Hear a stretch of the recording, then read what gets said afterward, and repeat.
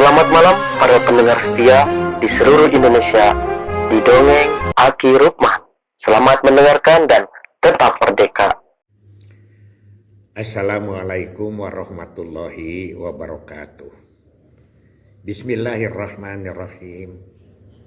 Alhamdulillahil jalali wa syari'il harami wal halali musolliyan ala rasulil mustafa wa alihil mustakmilina syarafa. Innallaha faddala bani adam wa fadallahu ala kasyiri miman khalaqahu tafdila wa ba'du. Bapak, ibu, adik, anak, cucu Aki dimanapun menyimak dongeng ini, alhamdulillah kita terus berbicara, ngobrol ya, walaupun ini sebetulnya ada yang perlu, ada yang tidak perlu ya, ada yang bertanya, ada juga yang memberikan materi kita. Obrolan-obrolan ini hitung-hitung silaturahim saja. Kemudian ada yang bertanya, katanya saya adalah newcomer, orang baru di KB. Lanjut bertanya, Aki saya masih liar. Perbedaan antara apa 10 langkah, apa makeup, kata Aki. Itu ya. Dan juga bagaimana pendekatan tokoh formal dengan koordinasi, itu liar gitu. Jangan liar ya, itu kan belajar dari itu teori-teori atau pakem-pakemnya saja. Terutama kita terapkan sekarang ya, supaya ke Aki tidak selalu contohnya jadul, karena contohnya yang sekarang aja gini.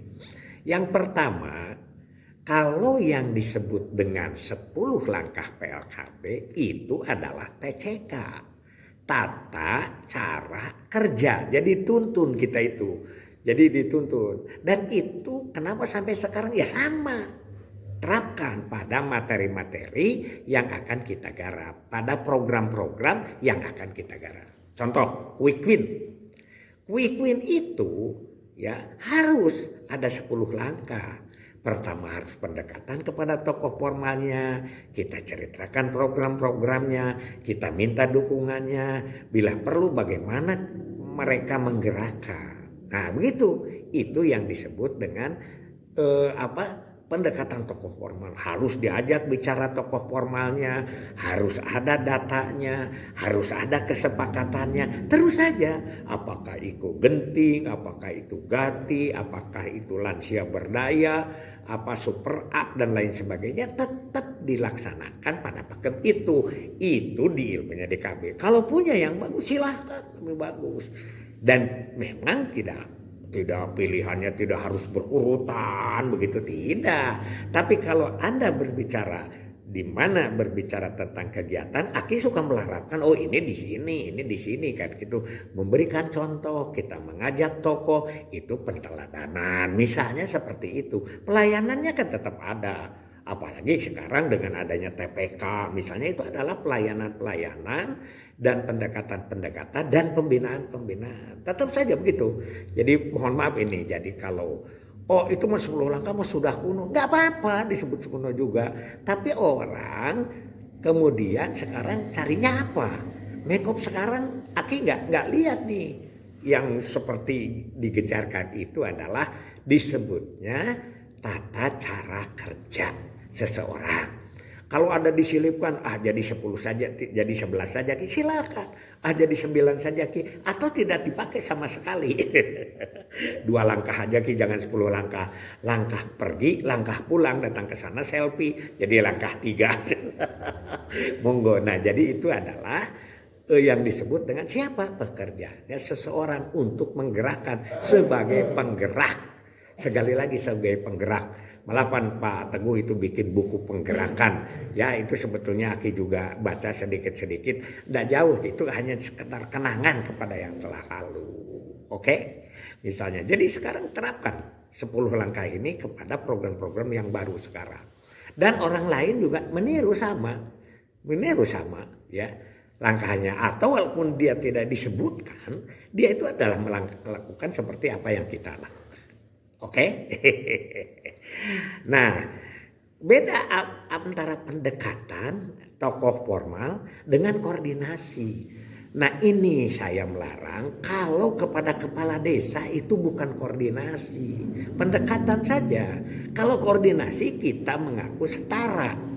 Ini yang waktu akhir pertemuan di situ ada ketua IPKB segala macam ngomongnya bahwa kita itu koordinasi. Jangan, kalau gitu kita ada sesuatu kekuatan kita yang sama dengan dia gitu kan, itu koordinasi.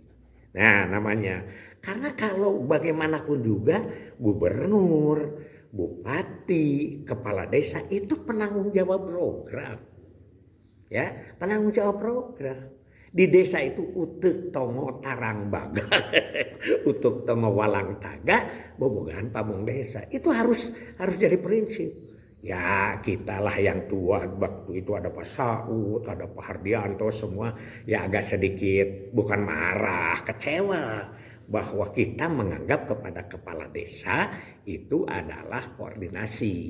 Karena koordinasi itu kan ada saling kepentingan dan lain sebagainya, iuran dan lain sebagainya gitu. Tapi kalau menggerakkan rakyat nggak bisa kalau nggak ada izin kepala desa. Oke, ya itu salah satu contohnya. Beda antara pendekatan tokoh formal dengan koordinasi. Kepada siapa koordinasi? Koordinasi kepada setara yang kita. Misalnya kepala puskesmas, ya itu setara dengan kita. Kepala dinsos, pendidikan. Itu kan kemarin Aki sudah memberikan contoh. Ketika kita mengadakan program bapak mengambil rapot, ya. Mengambil rapot anak oleh bapak, oleh kita itu tidak punya wibawa diri. Siapa yang punya wibawa diri? Itu adalah dinas pendidikan, guru-guru. Diumumkan oleh dinas pendidikan bahwa mengambil rapot itu sekarang oleh siapa? Oleh orang tua, oleh ayah. Kalau tidak ayah tidak dikasihkan, kan bisa itu. Coba sekarang berapa orang yang dihimbau oleh kita yang datang? Beda ya. Dan disitulah dialog. Jadi yang punya wibawa diri tentang GATI, Gerakan Ayah Teladan Indonesia di sekolah, itu adalah dinas pendidikan. Oke? Kemudian kalau MEKOP apa? MEKOP itu adalah pengorganisasian, pengelolaan program dalam siklus tertentu. Kapan? 1 bulan.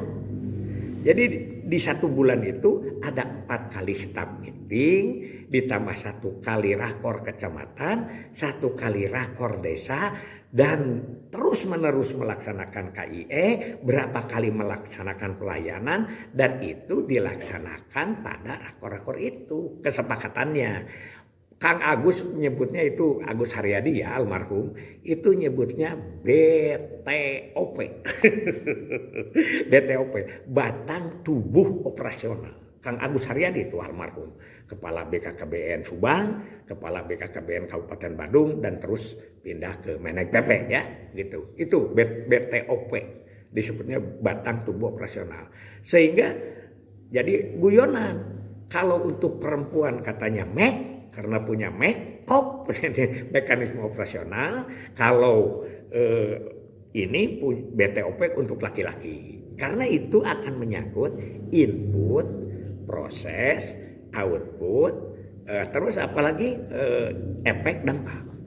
Sama garapannya, misalnya quick win juga ini, quick win itu tentu saja harus ada meetingnya quick win, harus ada rakornya quick win, harus ada KIE-nya quick win, harus ada evaluasinya quick win, terus berputar.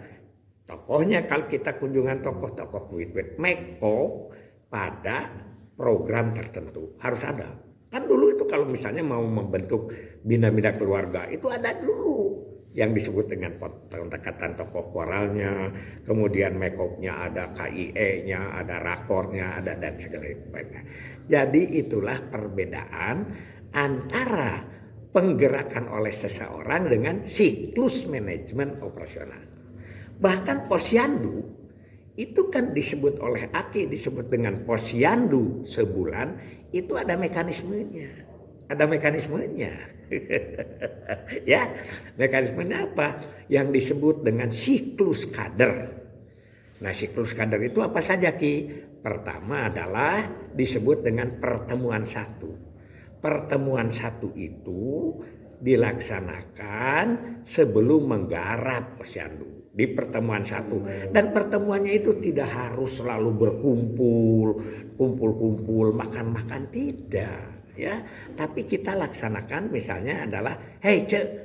Nah makanya harus dibagi secara manajemen di posyandu itu. Ada yang pegang KIA, ada yang pegang KB, ada yang pegang imunisasi, ada yang pegang apalagi ya, gizi dan lain sebagainya. Begitu. Sehingga kita itu kontaknya bersama si ketua posyandu itu kontak dengan orang-orang itu. Berapa jumlah yang harus dilayani, berapa kasus yang harus ditangani dan lain sebagainya. Baru setelah itu adalah perkunjungan satu, dikelilingi dulu, diberitahu dulu, hey nanti tanggal 28 itu Mekong ya, tanggal 28 akan ada posyandu. Kemudian kata dia tidak bisa hadir Abi mah karena tanggal 28 ada hajatan dan lain sebagainya, begitu ya. Itu mah terserahlah, mau menemuinya dengan HP, mau menemuinya dengan medsos katanya sekarang. Kalau dulu zaman aki kekeh dengan Pak Ayib mengatakan itu bukan media sosial, tapi dulu mah adalah media elektronik. Gak apa-apa, itu kan namanya berbeda. Sekarang aki itu kan medsos saja gitu. Jadi situs posyandu sampai kepada pertemuan kedua. Setelah kunjungan ke satu, kunjungan kedua dirumuskan, barulah kita ada koordinasi ke puskesmas. Berapa jumlah akseptor yang akan dilayani, berapa KIA yang akan diperiksa, berapa anak yang kurang gizi, itu siklus tiap bulan jalan begitu. Jadi di posyandu itu Aki kan membuat siklus seperti itu. Tahun 84 itu yang paling gencar itu ada Kang Agus Haryadi, itu bagus itu cara make up-nya begitu. Jadi orang bilang ke Pak Agus mah, yang penting make up jalan aja gitu. Terus itu kita bagus dia itu ya, bagus lah begitu. Termasuk Aki waktu bagaimana kerja di UNICEF dengan UNICEF di Kahapia gitu. Itu yang disebut perbedaan antara 10 langkah dengan make-up atau batang tubuh personal. Hasbunallahu wa ni'mal wakil, ni'mal maula wa ni'man nasir. Wassalamualaikum warahmatullahi wabarakatuh.